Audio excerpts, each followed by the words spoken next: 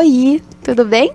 Meu nome é Raquel, eu estou no 7º período de Direito na UGB e eu sou monitora de Direito Constitucional. Na monitoria de hoje eu vou falar a respeito do controle de constitucionalidade.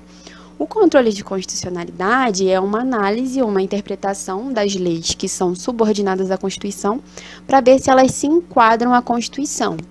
Nós sabemos que no direito constitucional nós temos a supremacia da Constituição, tal qual a sua rigidez. Como ela é a nossa norma suprema, todas as leis que são subordinadas a ela devem estar devidamente enquadradas no que a Constituição acredita ser o certo, ok? A questão da constitucionalidade e da inconstitucionalidade superveniente é uma coisa que a doutrina traz pra gente, mas que, em vias de regra, guarde isso na sua cabeça, todas as leis que são promulgadas, elas nascem sendo constitucionais, ok? Eu vou falar da inconstitucionalidade superveniente primeiro, porque porque a constitucionalidade tem um exemplo no próximo slide, e aí eu já faço um link. A inconstitucionalidade superveniente, ela acaba acontecendo por conta da modificação da sociedade. Como eu já falei, a norma ela nasce sendo perfeita, sem nenhum vício, porém pode acontecer de quando a lei for tramitar, não for observada alguma especificidade na formação daquela lei, não obedeceu algum quórum, né? Porque nós sabemos, não sei se vocês já estudaram, mas adiantando um pouco a matéria, no processo legislativo tem uma determinada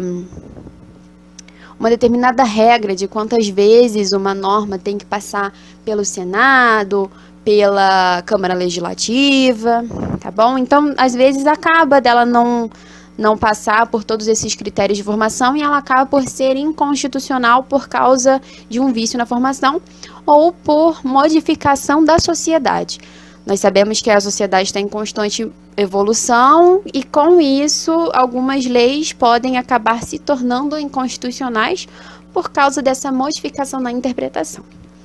A respeito da constitucionalidade superveniente, voltando mais uma vez, vias de regra, ela já nasce constitucional, então não tem o porquê falar de constitucionalidade superveniente. Se ela já nasce constitucional, ela não precisa tornar-se constitucional posteriormente, entendeu?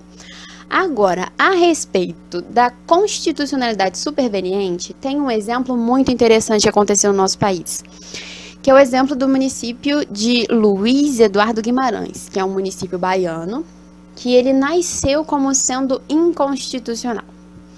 Mas, tem até uma ADI dele, mas ele veio a se tornar constitucional por conta da segurança jurídica.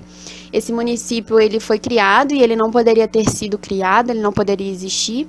Só que quando foi haver esse julgamento dessa ADI, a ação direta de inconstitucionalidade, foi observado várias coisas que deixariam a população desse município em uma situação muito instável, porque já tinha acontecido eleições, já tinham acontecido concursos públicos, então fazer com que aquele município não existisse, declarar a inconstitucionalidade daquele município, seria muito prejudicial para aquela população. Então, aquele município foi considerado constitucional de forma superveniente.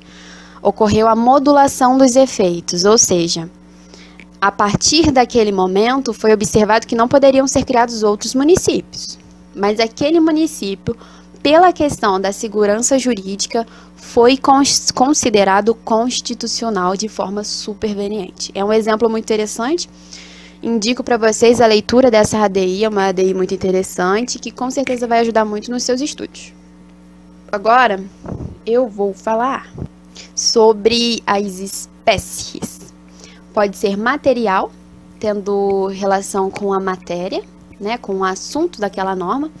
Ela pode ser formal, por causa da forma, como aquela lei foi editada, promulgada, enfim. Ela pode ser por ação, ou seja, algo que está escrito ali que vai transformar aquilo em constitucional ou em inconstitucional, ou por omissão.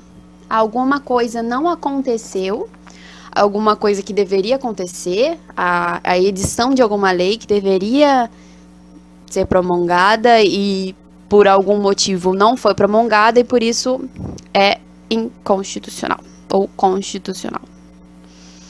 Em relação aos momentos, existe o controle de forma preventiva e o controle de forma repressiva.